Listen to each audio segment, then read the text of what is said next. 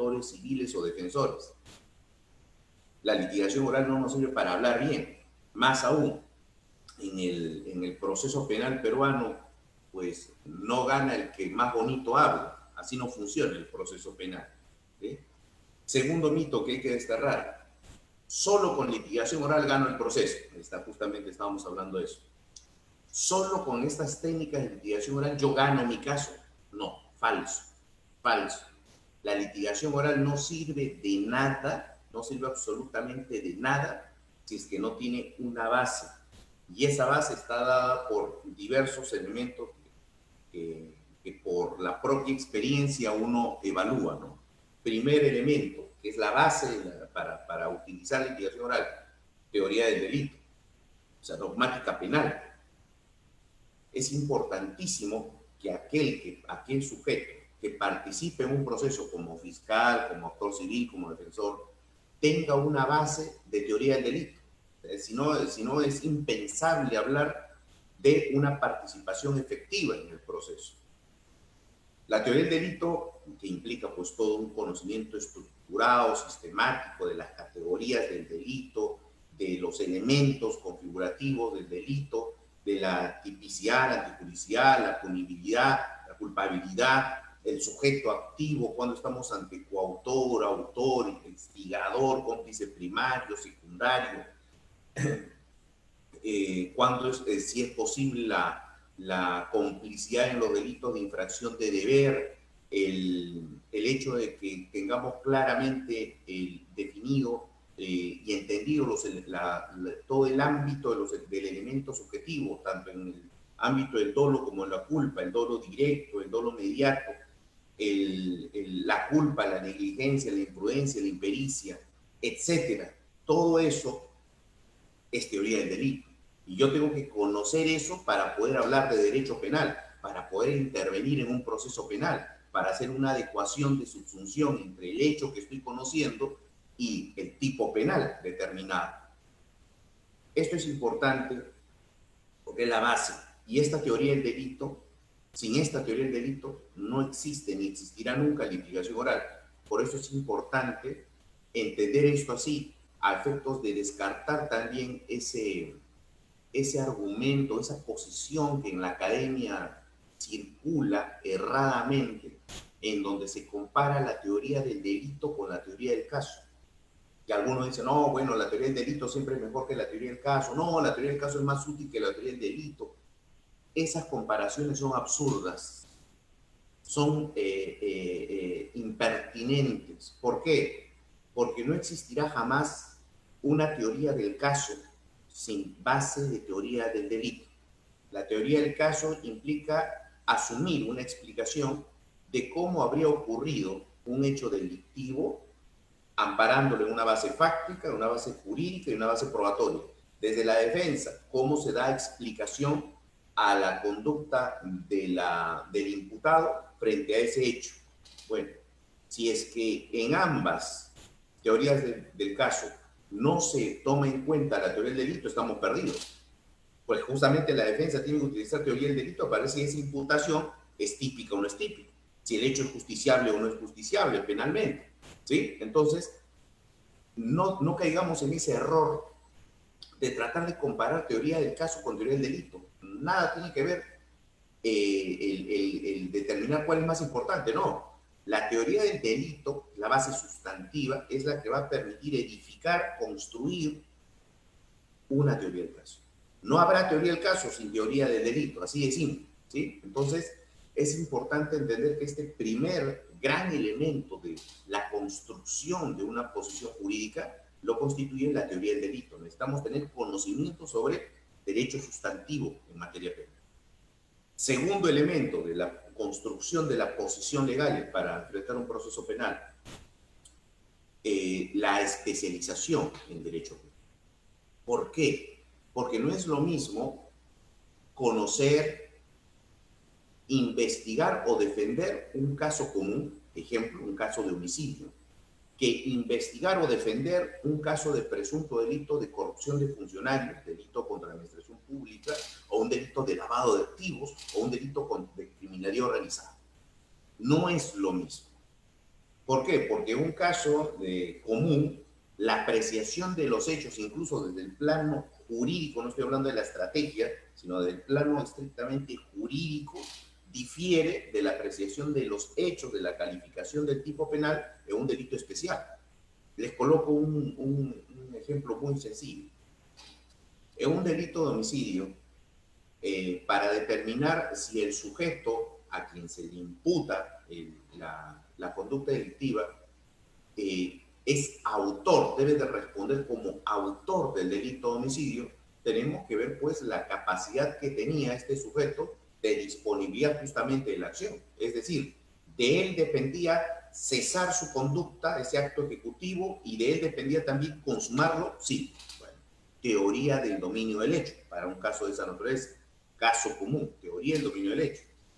¿Hubo partícipes? Sí, es decir, ¿quién es el partícipe bajo esta teoría? Aquel que le presta apoyo al autor para que el autor cometa el delito. Ah, correcto. Teoría del dominio del hecho, sí, caso común. En un caso de un delito especial, un delito contra la administración pública, delito colusión, que es un delito de participación necesaria, es un delito de encuentro. El artículo 384 del Código Penal establece, ¿no? Autor de delito colusión, aquel funcionario público, sujeto activo especial, que por razón del cargo tiene relación directa, intervención directa o indirecta con una contratación con el Estado. Entonces es un sujeto activo súper especial. No basta porque sea sujeto funcionario público, sino que además, por razón de su cargo, tiene que tener relación con el proceso de contratación, licitación, concesión, adjudicación. ¿Y qué hace este sujeto? Se concerta con el interesado para defraudar al Estado. ¿Sí? Es decir, se pone de acuerdo con el empresario para, falseando documentos, alterando términos de referencia, otorgarle el contrato a ese empresario a cambio de cierto beneficio. Colusión, pacto colusorio. Bueno, en esos casos, la apreciación, la evaluación es la misma, es decir, aplicamos teoría del dominio del hecho. No. El mejor ejemplo que les pongo es el siguiente. El caso Odebrecht, es un caso que está actualmente en trámite en relación a los funcionarios públicos. En el caso Odebrecht, desde la imputación de Brasil, ¿sí? De Brasil, se entendió, se acreditó que un conjunto, aproximadamente 12 empresas, representadas por sus cabezas, que eran los empresarios, se pusieron todos de acuerdo para, en un contexto de organización criminal privada, abordar diversos estados, diversos gobiernos, en diversos países, en diversos periodos de tiempo, a efectos de, vía actos de corruptela, hacerse de normativa, normas, leyes que les viabilizaran, que les aceptaran sus proyectos de obra y hacerse así de contratos millonarios. Ese es el caso de Odebrecht, ¿sí? Entonces, al final, en cada país se han abierto diversos procesos por colusión. En el caso de Alejandro Toledo, en el caso de Yantumala, se han abierto procesos de colusión. ¿Quién está respondiendo como autor en esos procesos? ¿A quién se le imputa la autoría? A los funcionarios públicos. Y uno dirá, pero a ver, si fueron los privados, si fueron los empresarios los que ofrecieron las coimas a cambio de estos beneficios en el Estado y el funcionario lo acepta, y quien ideó todo este esquema de corrupción, todo este mecanismo corrupto a niveles internacionales, ¿sí? Fueron los empresarios. ¿Por qué solo responde como autor el funcionario? Sin quien tuvo todo el dominio, la resolución criminal, fueron los empresarios. Y además, en otros países, los empresarios, ¿como que han respondido? Por ejemplo, en Brasil respondían como cómplices. Como cómplices. En Perú, no digo en Perú porque en Perú lamentablemente los excluyeron del proceso en atención a los acuerdos que han sido aprobados. Es decir, en el Perú, estos empresarios brasileños no figuran en el proceso siquiera como cómplices. Entonces solo se procesan los funcionarios. Entonces, los ideadores, los creadores de todo este mecanismo de corrupción, en realidad solo responden como cómplices. Sí, sí, jurídicamente, en la imputación por colusión, en el tipo penal de colusión, el particular, el extraño, es un cómplice. Ok, ok, entonces, ¿qué tipo de teoría estamos aplicando? Y no estamos aplicando una teoría de dominio del hecho, no, pues. En estos casos, en delitos contra la administración pública, aplicamos la teoría de la infracción de deber. Teoría de infracción de deber, porque justamente se apunta al sujeto activo, funcionario público, que es el que tiene el mayor nivel de reproche, porque él debía de cuidar el bien jurídico tutelado correcto desenvolvimiento de la administración pública. ¿Sí? Entonces, miren ustedes cómo es que se necesita, dependiendo del caso que se asume, especialización en derecho penal, que es en estos delitos especiales. Se requiere de especialización, no solo para el ejemplo que le estoy dando, que es de puro derecho sustantivo, sino también para el tema procedimental, porque las estrategias para investigar un caso común distan mucho de las estrategias para investigar un caso especial, un delito, un caso complejo, un caso de crimen organizado. En un caso común, a ver, estafa. En el delito de estafa, si es que una persona denuncia haber sido estafada en la compra de un vehículo y denuncia a determinado empresario de tal empresa que se hacía pasar como una gran promotora de venta de vehículos, el fiscal que está a cargo de esa investigación, ¿qué va a hacer? Va a citar al empresario, va a citar al vendedor, le va a pedir documentos, va a oficiar a la empresa para que le envíe los documentos, ¿sí? Caso de estafa. Pero un caso de colusión, seguimos con el caso de colusión, el fiscal no le va a decir a ese funcionario presuntamente corrupto, oye funcionario, dame toda la información del expediente administrativo para yo ahí encontrar las irregularidades que finalmente van a terminar perjudicándote, ¿no? ¿Por qué? Porque ese funcionario pues no se lo va a dar, va a destruir los documentos, lo va a desaparecer, lo va a alterar, etc. Entonces, ¿qué hacen los fiscales en ese tipo de casos? Inmediatamente se presentan a la dependencia pública, a la municipalidad, a la entidad pública donde habrían ocurrido los hechos, solicita la exhibición de los documentos, si no se lo dan, procede a incautarlos. Incautación, de inmediato. ¿Sí? O sea, son estrategias que se aplican de manera diferenciada. Especialización. Se necesita comprender el tipo y complejidad para poder aplicar las estrategias en el caso. Entonces, este segundo nivel de conocimiento es el referido a la especialización en derecho penal. Tercera base para la construcción de la posición jurídica en el proceso, teoría del proceso. Ya no solo teoría del delito, especialización en derecho penal, no, ahora teoría del proceso. ¿Y esto por qué? Porque si solo nos quedamos en ser unos grandes conocedores y estudiosos de la dogmática penal, pues seremos siempre teóricos. La teoría del proceso lo que nos permite es entender las bases de cómo opera, de cómo funciona, de cómo se desenvuelve un procesamiento penal, cuáles son los principios que rigen un proceso penal, el derecho de defensa, la presunción de inocencia, el derecho a guardar, el principio de la no autoincriminación, el derecho a guardar silencio, el derecho de participación, el derecho a conocer con anticipación los actos de investigación y las diligencias que se van a practicar, la pluralidad de instancias, etcétera. Se necesita entender todo ello para poder recién participar en un proceso. Sin acción no existe proceso.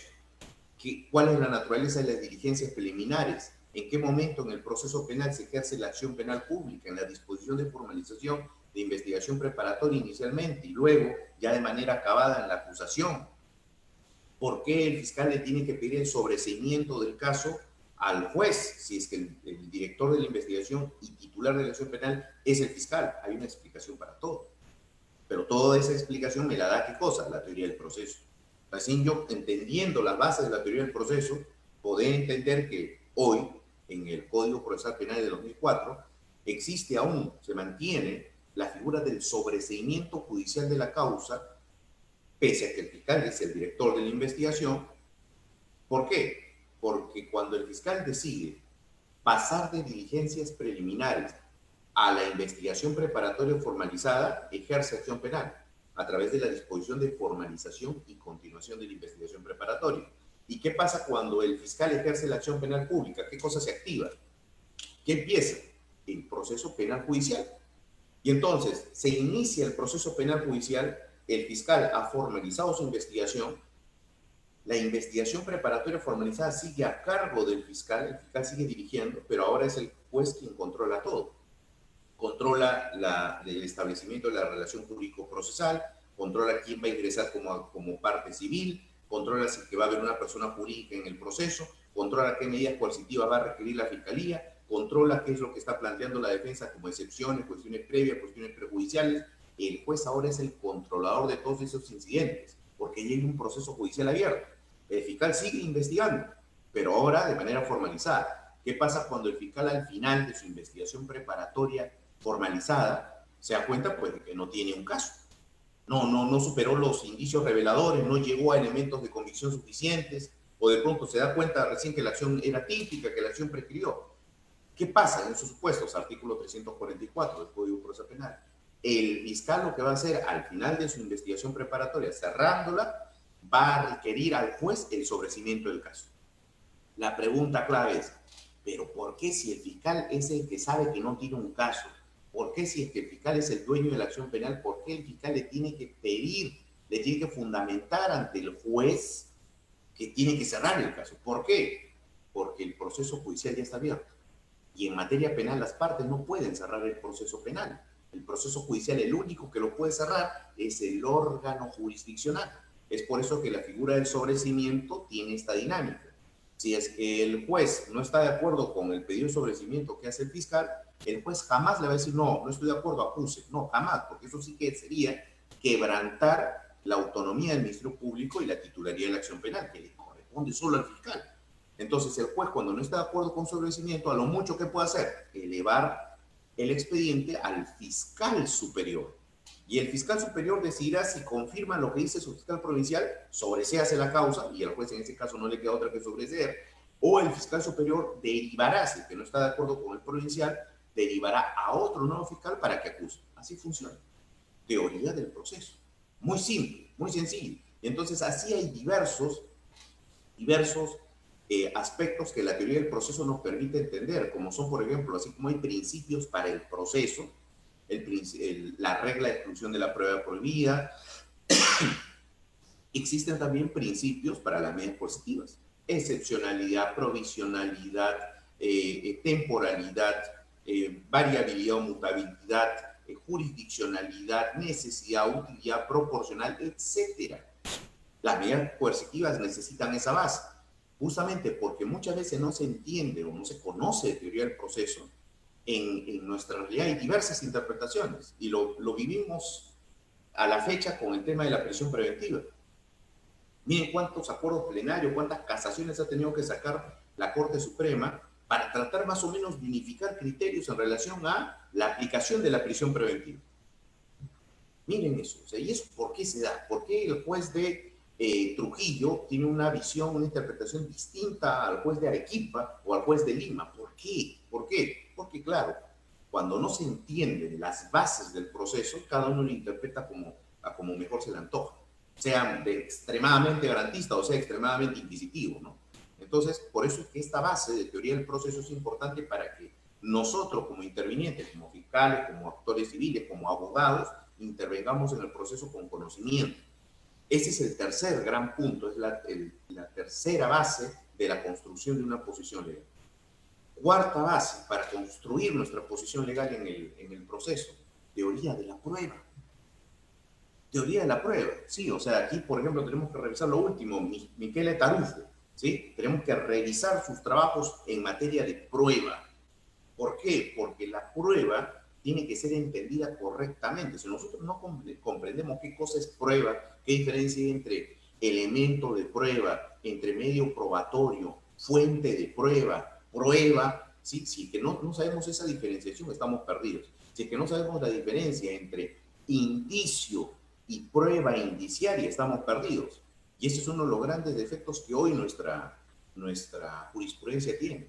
En el Perú, lamentablemente, muchas veces se condena con indicios y no con prueba indiciaria. ¿Cómo es esto? ¿Qué cosa es un indicio? Un indicio es un dato que surge en los momentos iniciales de una investigación y que justifica la investigación porque un indicio genera sospecha. Acuérdense ese término. Un indicio siempre va a generar sospecha.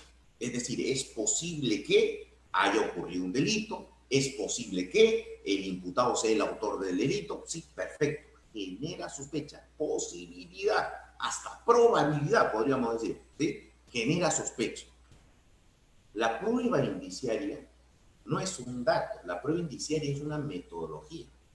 La metodología de la prueba indiciaria, que significa que el juez analiza diversos medios probatorios no directos y en conjunto esa valoración que hace le permite llegar a una conclusión irrefutable de responsabilidad penal. Una conclusión irrefutable, excluyente, no hay otra posibilidad. Eso es prueba indiciaria, eso es metodología de prueba indiciaria. Se puede llegar a prueba suficiente de responsabilidad utilizando la metodología de prueba indiciaria. Cuando esa valoración conjunta de estos medios no directos genera varias posibilidades, estamos ante indicios que generan sospecha. No hay prueba indiciaria, por tanto no se puede condenar. Lamentablemente en nuestro país muchas veces se condena solo con indicios y no con prueba indiciaria. Bueno, ¿qué me permite hacer esa diferenciación de manera tan clara? La teoría de la prueba.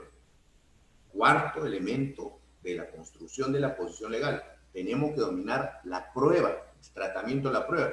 Prueba prohibida, prueba ilícita, prueba ilegal, prueba irregular. ¿Sí? Tenemos que entender esto. Tutela de derechos, acuerdo plenario 4/2010. Exclusión de elementos de convicción desde la investigación en base a la regla de exclusión de la prueba prohibida. Teoría de la prueba, es básico.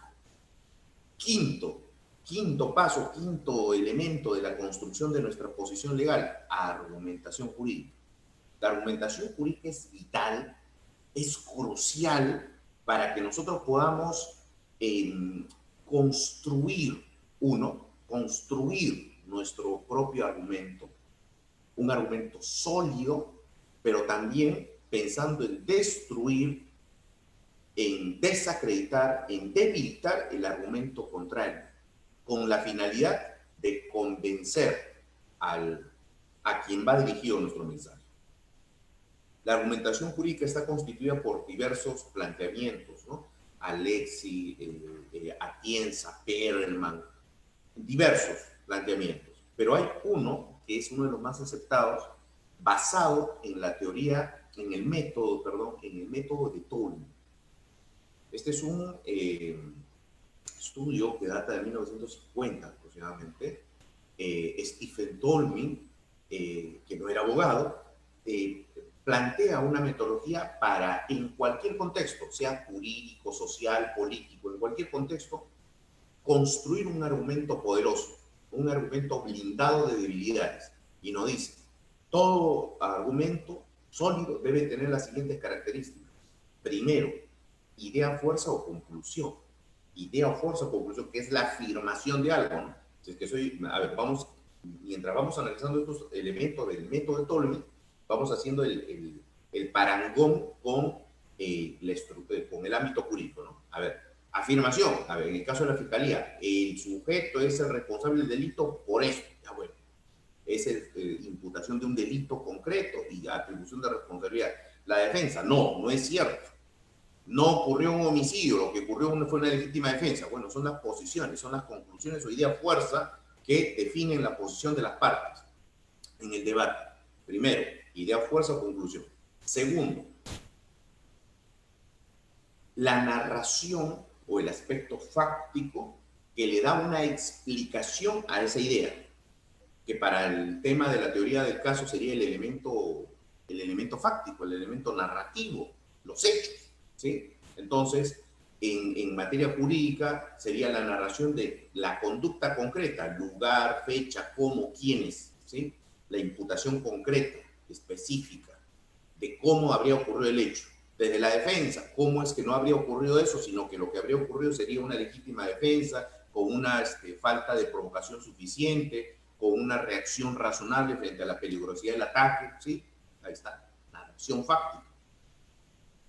Tercero, un amparo normativo, nos dice Tolman, sea una norma religiosa, una norma social, una norma legal, jurídica, no importa, dependiendo del contexto del debate, obviamente, ¿no?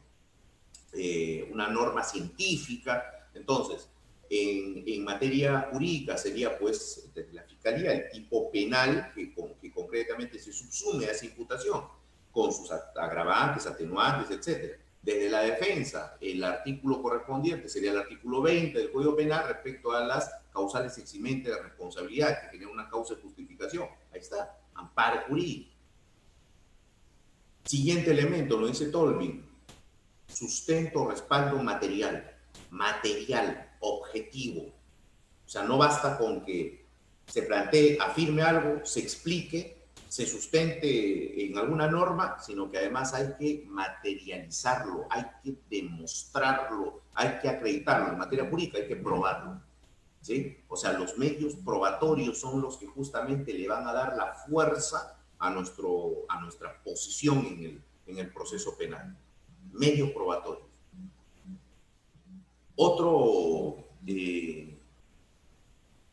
Otro elemento, según el método de Tolmin, es el de la modulación del nivel de conocimiento que va a generar nuestra posición, nuestro argumento. Entonces, los niveles de conocimiento son posibilidad, duda absoluta, probabilidad, ya hay datos objetivos que sustentan algo, pero no podemos todavía afirmarlo con categoría.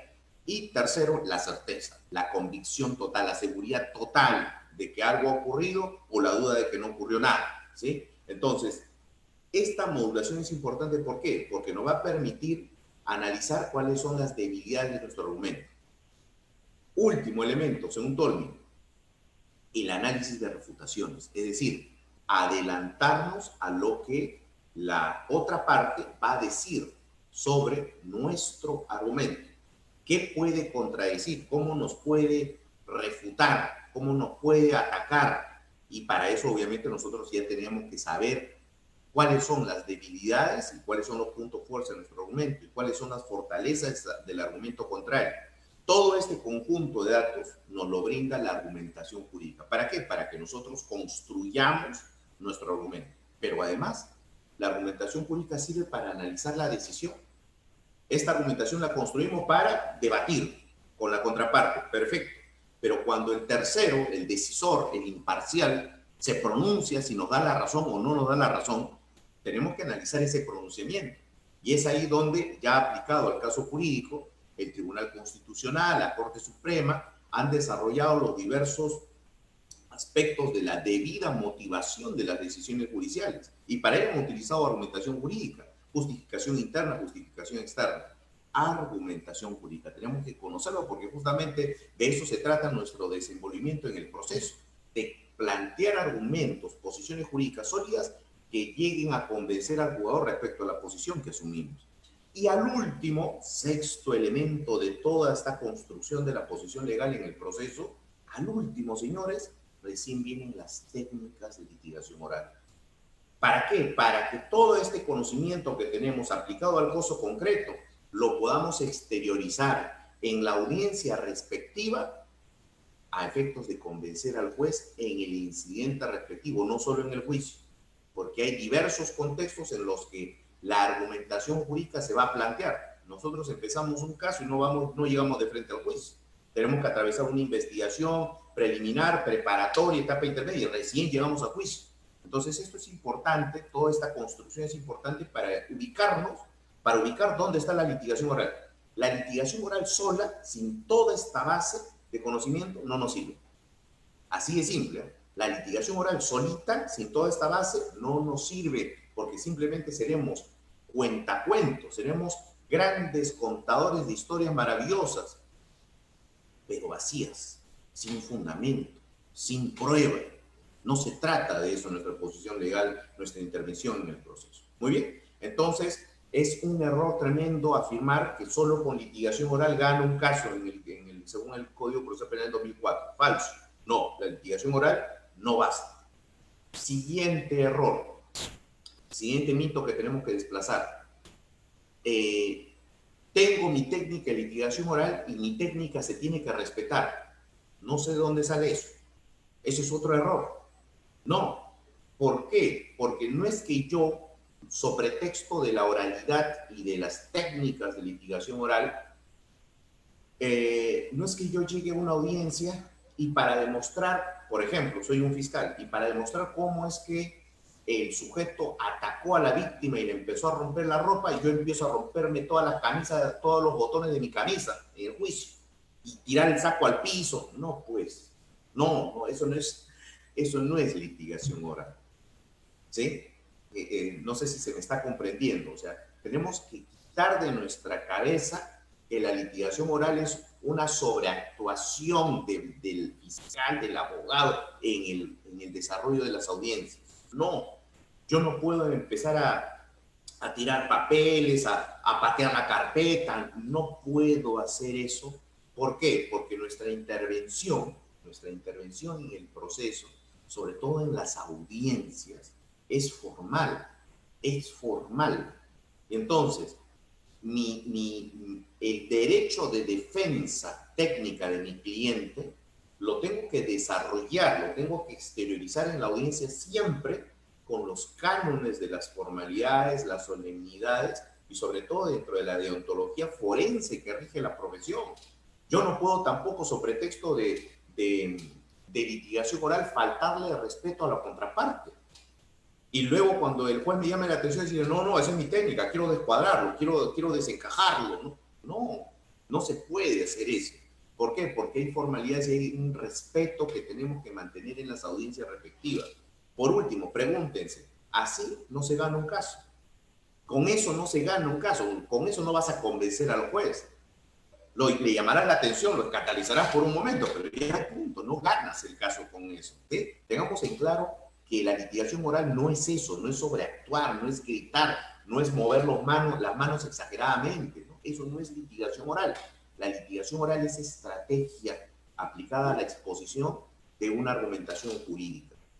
Y como decíamos de un inicio, no es que tú tienes técnica de litigación oral, no, la técnica, hemos dicho, no es un dogma, no son reglas cerradas, determinantes, no, son pautas para aplicar a una estrategia de defensa, a una estrategia de imputación, ¿sí? Son pautas.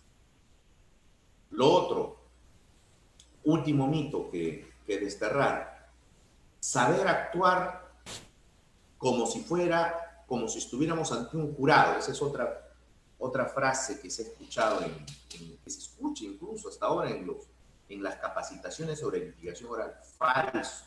He escuchado cuando empezó toda esta ola reformista, en el 2003, 2004, yo ya salía de la universidad y ya me capacitaba en todo lo que era el nuevo código, en lo que iba a ser el nuevo código. Recuerdo que venían capacitadores de Puerto Rico, de Estados Unidos, que muchos de ellos decían, bueno, miren ustedes las audiencias que se llevan en los programas de televisión de Estados Unidos, en la película tal, en la serie tal, ¿no? En la serie norteamericana tal. Miren, así va a ser el nuevo proceso penal acá en el Perú. Falso, falso.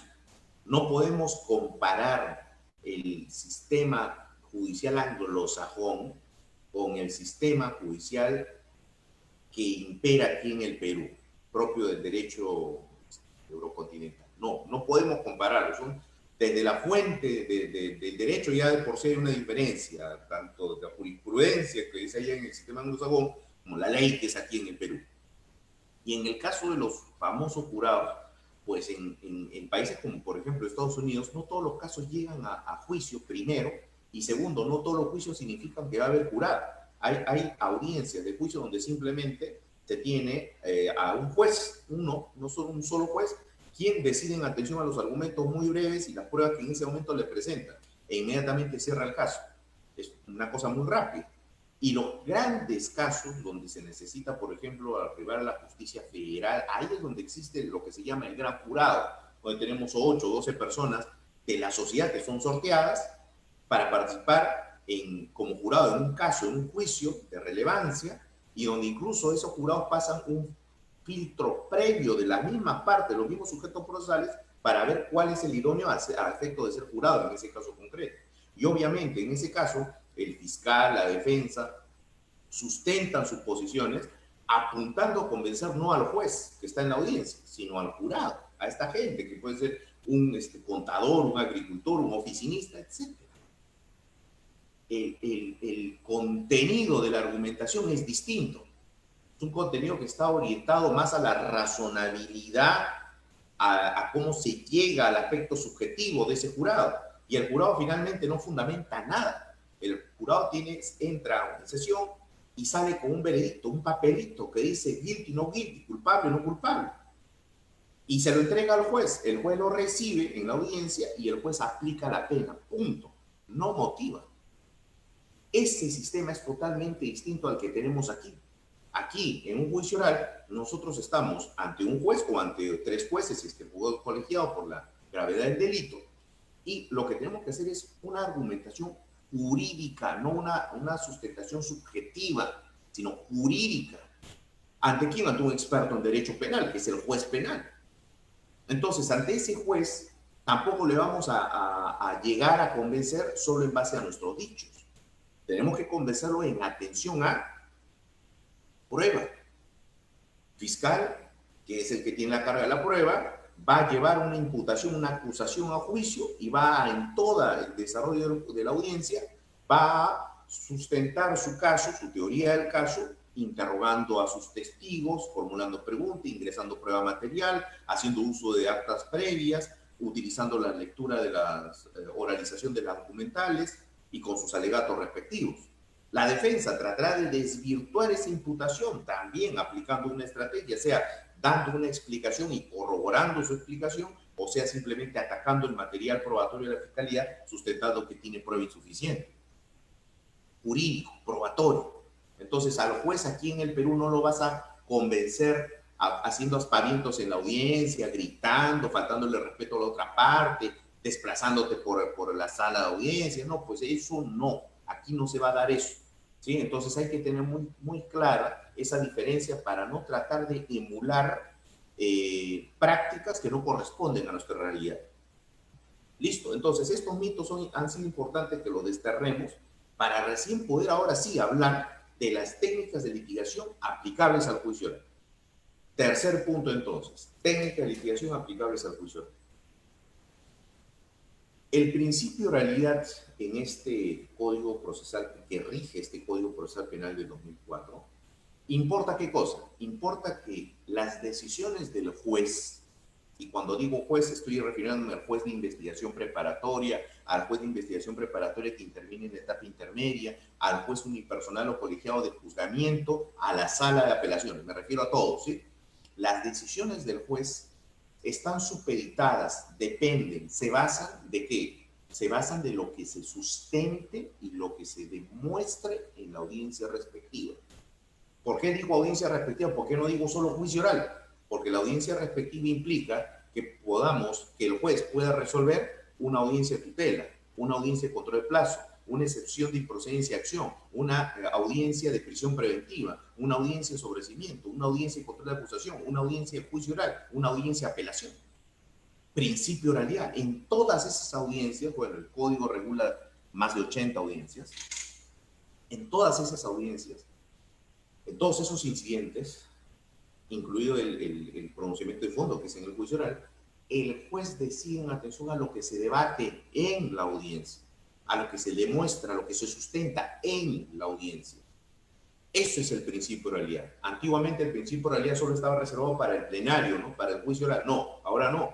Ahora el principio de oralidad cubre todo el proceso. Por eso es que las técnicas de litigación son para todo el proceso. No es solo para el juicio oral, son para todo el proceso. Entonces, hay técnicas de litigación oral para la audiencia de tutela de derechos. Hay técnicas de litigación oral para la audiencia de control de plazo. Para las excepciones de improcedencia de acción, diferenciarla, cuándo es cuando el hecho no constituye delito o cuándo es porque la causa no es justiciable penalmente. Litigación oral para prisión preventiva, etcétera, ¿sí? Y entonces hay litigación oral para el juicio. Y esto es importante entenderlo así, ¿por qué? Porque muchas veces creemos que solo con las técnicas de litigación oral aplicables al juicio ya sabemos desenvolvernos oralmente en el proceso. No, porque las técnicas de litigación oral aplicables al juicio que ahora vamos a desarrollar se aplican para el juicio porque es actuación probatoria. En todas las demás audiencias, en las audiencias previas, no existe actuación probatoria. Simplemente es una sustentación de formalidades, debate sobre formalidades. tutela de derecho, control del plazo, excepciones, prisión preventiva, forma, no es fondo. Recién en el juicio oral se debate el fondo el tema de fondo del proceso, que es determinar si el sujeto acusado es responsable o no del delito. ¿Y cómo determinamos eso? Con la actuación probatoria, ¿sí? En las anteriores diligencias, en todas las demás diligencias, no hay esa actuación probatoria.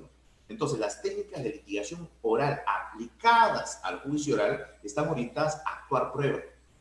Las técnicas de litigación oral orientadas a otras audiencias están orientadas a la sustentación de la posición, a la construcción del argumento, de acuerdo a la finalidad de cada audiencia. Cada audiencia tiene una finalidad totalmente distinta. Por tanto, requiere de técnicas o pautas de litigación totalmente distintas, ¿sí? Entonces, es importante entender esto para ver que ahora nos vamos a referir solo a las técnicas de litigación aplicables al juicio. Al juicio